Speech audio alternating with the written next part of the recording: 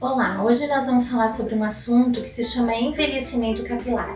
Então todo mundo já sabe, e a gente fala muito sobre isso, do envelhecimento cutâneo. Mas o envelhecimento capilar, ele existe? Sim.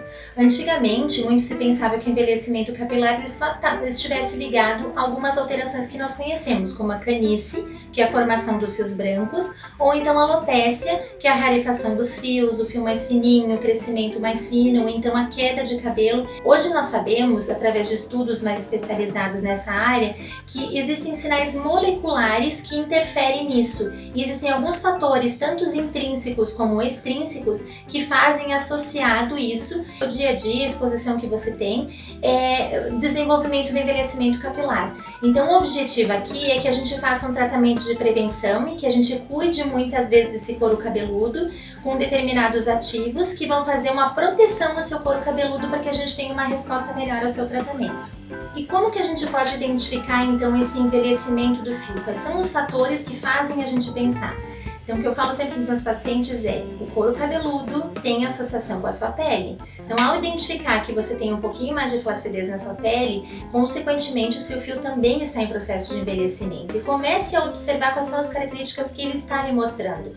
Então, um fio um pouquinho mais fino, uma dificuldade, uma lentidão de crescimento, aquela alteração da coloração. Então, você observa aquele fio que não tem mais viço, que você faz máscaras, faz hidratação e ele não fica mais com aquele brilho que antigamente ficava, que tem uma diminuição da resistência. Quando você acaba fazendo uma escova no profissional, ele acaba perdendo, a gente perde bastante cabelo, então ele tem um trauma muito maior, ele quebra muito mais, uma diminuição do volume, da espessura, da haste daquele fio. Tudo isso são características, alteração da coloração também, então tanto para o branco quanto a gente faz algum tipo de tintura ou pintura e essa coloração ela vai se perdendo com mais facilidade, ou seja, ela não consegue se aderir a esse fio, e a gente deve identificar e a partir dali poder tratar essas alterações, ou então desde antes, como a gente sempre fala de um processo de prevenção do envelhecimento da pele, que a gente já pode, existem substâncias que a gente já tem hoje em dia, como fazer um tratamento para prevenir essas alterações. E como a gente pode fazer para tratar?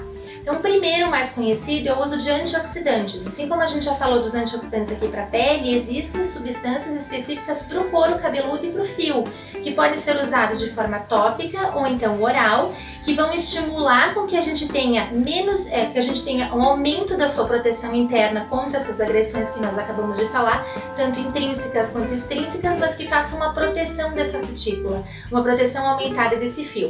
Você pode também fazer uso de protetores térmicos, de protetor solar para o seu fio. Então existem substâncias hoje que não são consideradas especificamente protetor solar, não é o FPS que nós conhecemos como no filtro, mas são substâncias que mimetizam a ação de proteger do dano térmico do calor, do secador ou então de outras coisas que a gente usa, e muitas vezes e também da radiação solar. Outras coisas é diminuir as agressões. Então, se eu tenho uma paciente que tem o costume de fazer algum tipo de tintura de tantos em tantos meses, reduza um pouquinho esse tempo de exposição a esse tipo de agressão, se a gente sabe que isso faz mal. Comece a pensar um pouquinho mais na saúde do seu fio. E é importante você também pensar nisso, procurando um profissional que esteja preocupado nesse tipo de tratamento. Então, é muito importante a gente observar isso. Outra substância que é fundamental da gente fazer uso são os peptídeos e colágeno e o silício orgânico, que existem vários tipos de estudos hoje dentro da dermatologia que comprovam cientificamente que eles funcionam tanto para a sua pele quanto para a estrutura do seu fio.